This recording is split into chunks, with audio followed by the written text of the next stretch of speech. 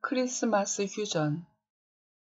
존 패트릭 루이스는 시인이자 이야기 구성 작가이다. 작품으로 콩얼콩얼, 분노의 신발나무, 그 집 이야기 등이 있다. 줄거리. 1914년 9월 프랑스 블루뉴에 인기선 한 척이 도착했어. 영국에서 출발한 배였어. 배 안에는 순진한 청년 300명이 탔고 있었어. 청년들은 화물 열차로 이동한 후에 벨기에를 지나 서부 전선으로 행군했어. 10월, 우리는 새 집에 도착했어. 새 집이란 800km도 넘게 구불구불 구덩이를 파서 만든 진흙 참호였어. 11월, 참호 속에서 포탄이 쏟아지고 슬픈 소식이 건너들렸지. 12월 나는 일기를 썼어. 아침마다 참호 속 쥐들은 사람 시체나 살아있는 병사들 귀를 뜯어먹고 피둥피둥 살이 올라 있었어. 무시무시한 소리에 우리는 참호 위로 고개를 내밀었어. 대포 소리며 정찰기 소리며 시끄러운 소리들이 미친 듯이 이어졌지. 평화로운 세상은 어디에도 없는 것 같았지. 크리스마스가 다가오자 어머니한테서는 고향 카티프에서 만든 치즈와 편지 한 통이 왔어. 사랑하는 아들 오웬에게 내년에는 우리 식구들을 위해서 크리스마스 캐럴을 불러주겠다고 약속해다오. 크리스마스 이브 아침은 한층 더 사나워진 적진에서부터 타박타박 밝아왔어. 땅거미가 질 무렵 이상하게 총소리가 전혀 들리지 않고 사방이 고요해졌지. 독일군 진영에서 작은 나무들을 세우고 촛불을 밝혀둔 걸 발견했어. 독일 병사가 부르는 크리스마스 캐럴, 고요한 밤, 거룩한 밤이 울려 퍼졌어. 우리는 전등을 켜고 우두커니 서서 노래에 빠져들었지. 나도 답을 할 용기가 나서 캐럴 저들밖에 한밤중에를 테너로 불러주었어. 적군 아군 모두 내 노래에 박수를 쳤지. 적은 나와 아주 다른 괴물 같은 사람들이 절대 아니었어. 용감한 한 독일 병사가 무기를 내려놓고 참호에서 올라와 쏘지 마라, 우리도 쏘지 않겠다 라고 쓰인 깃발을 들고 금지된 땅으로 한 발 한 발 다가오기 시작했어. 우리 쪽에서도 병사 한 사람이 똑같이 다가갔지. 차츰 몇십 명씩 주춤주춤 앞으로 나아갔어. 나도 참호 바깥으로 나가서 마주오는 독일 병사를 향해 천천히 다가갔어. 독일 병사가 손을 내밀더니 선물을 나에게 건넸어. 초콜릿 바였지.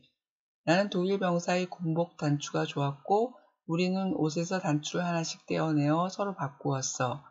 그 아름다운 저녁, 병사들은 서로 친구가 되었어. 우리는 이야기를 주고받았고 노래를 불렀고 서로 이발을 해주기도 했어. 그 시간이 끝나기를 바라는 사람은 아무도 없었어. 차갑게 동이 터왔어. 독일 병사들은 언 땅을 파서 우리 병사들을 묻어주었어. 우리도 죽은 독일 병사들을 묻어주었지. 병사 둘이서 임자 없는 암돼지를 한 마리 잡아매고 왔지. 두 진영 사이에 있는 무인지대에 아침 식사가 준비되었어. 병사들은 로마 황제들처럼 고기를 뜯으면서 짧은 평화를 누렸어. 축구 시합도 했어. 사령관들은 이 휴전을 어리석은 짓으로 보았어. 우리 부대 소령은 모르는 척 시침을 툭 떼고 있다가 먹고 나서는 참호로 돌아가라고 버럭 소리를 질렀어. 병사들은 돌아서야 했지.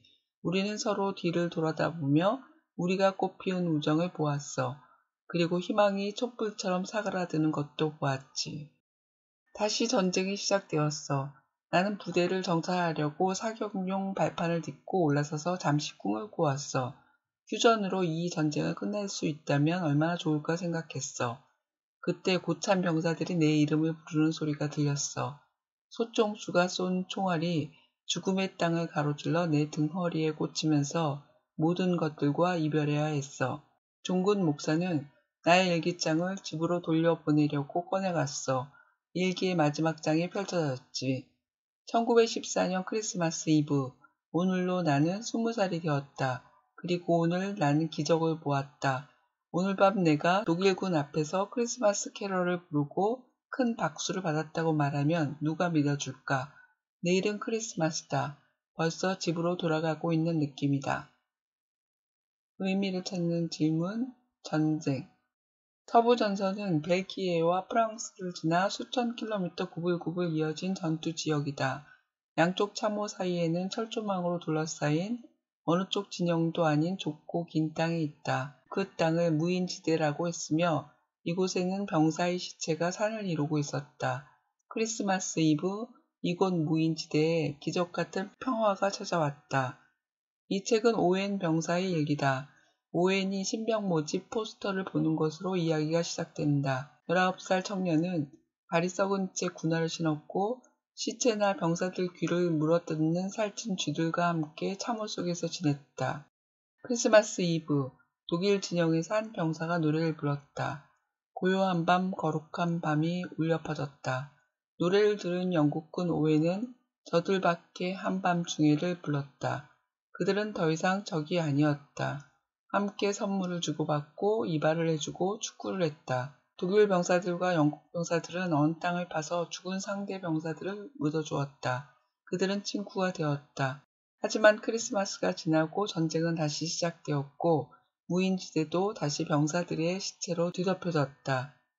전쟁이 끝나기만을 바랐던 오웬은 총에 맞아 죽었다.